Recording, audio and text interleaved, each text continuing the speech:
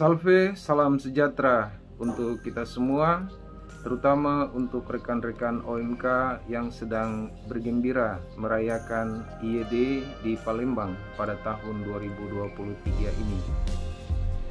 Saya Ketua Komisi Kepemudaan Manokwari Sorong pertama menyampaikan permohonan maaf atas ketidakhadiran kami dari Keuskupan Manokwari Sorong dalam kegiatan yang sangat berbahagia ini.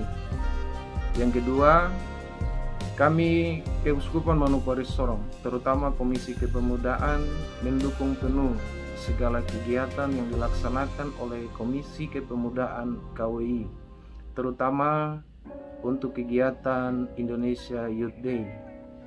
Dan yang ketiga, kami Keuskupan Manokwari Sorong, terutama Komisi Kepemudaan Keuskupan, menerima keputusan untuk menjadi tuan rumah pelaksanaan IED pada tahun 2028.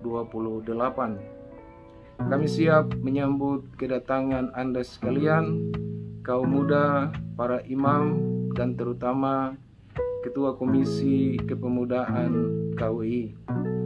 Demikian beberapa hal yang saya sampaikan. Semoga dimaklumi dan semoga Tuhan selalu menyertai dan menggembirakan hati kita semua. Terima kasih.